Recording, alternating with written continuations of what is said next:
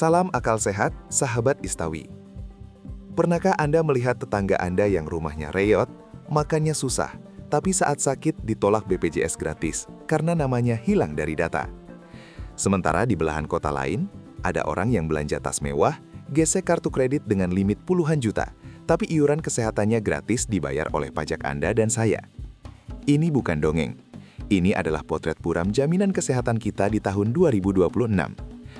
Fakta yang baru saja dibongkar oleh DPR RI dan Metro TV sungguh menampar rasa keadilan kita.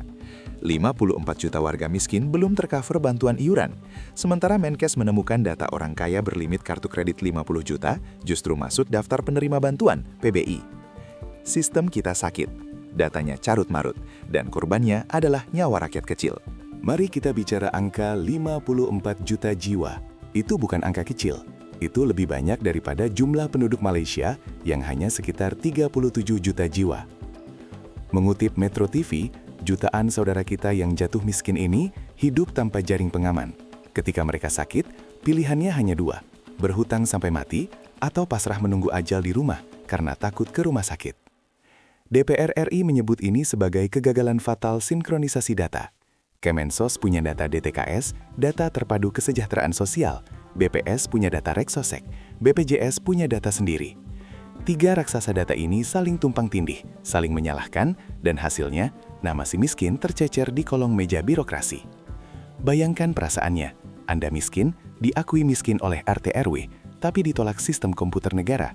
Maaf Pak, nama Bapak tidak ada. Kalimat itu adalah vonis mati bagi mereka yang sedang kritis. Di sisi lain, ada fakta yang membuat darah mendidih. Mengutip Duta TV dan rapat kerja Menkes dengan DPR, terungkap temuan menggelikan sekaligus menyedihkan. Ada peserta BPJS PBI, penerima bantuan iuran, yang ternyata memiliki limit kartu kredit di atas 50 juta. Sahabat Istabi, PBI itu dana bansos. Syaratnya harus fakir miskin atau orang tidak mampu. Sejak kapan orang yang limit kreditnya 50 juta masuk kategori fakir miskin? Ini adalah perampokan uang negara yang dilegalkan oleh ketololan data.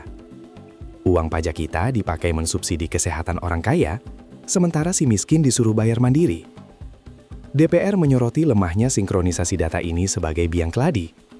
Anggaran triliunan bocor ke orang yang salah. Ini bukan sekadar human error. Ini adalah ketidakpedulian sistemik. Mengutip Riau Pos dan Ini Balikpapan, akar masalahnya klasik, data tunggal sosial ekonomi nasional. DTSN, belum solid. Kemensos jalan sendiri, BPS jalan sendiri, Pemda jalan sendiri. Ego sektoral antar lembaga membuat data kemiskinan kita tidak pernah beres dari tahun ke tahun. Setiap ganti menteri, ganti aplikasi, ganti pejabat, ganti pendataan. Tapi yang di lapangan tetap sama. Orang mati masih dapat bansos, orang kaya dapat BPJS gratis, orang miskin gigit jari. Teknologi AI sudah canggih, satelit sudah bisa memotret nomor plat mobil, tapi mendata siapa yang miskin dan siapa yang kaya saja negara ini masih gagap. Ini bukan soal kemampuan teknologi, ini soal kemauan politik, political will. Sahabat Istabi, kesehatan adalah hak asasi, bukan lotre nasib. Istabi menuntut perbaikan total. Audit forensik data PBI. Coret semua orang kaya yang punya mobil mewah dan kartu kredit limit tinggi dari daftar bantuan. Masukkan 54 juta warga miskin. Cari mereka, jemput bola, beri mereka kartu hijau itu. Jangan biarkan mereka mati karena birokrasi. Satu data mutlak. Hentikan ego sektoral Kemensos dan BPS. Rakyat tidak butuh alasan teknis, rakyat butuh kepastian. Sakit itu sudah menderita. Jangan tambah penderitaan rakyat dengan ketidakadilan data. Saya Istabi, mengawal uang rakyat agar tepat sasaran. Salam akal sehat.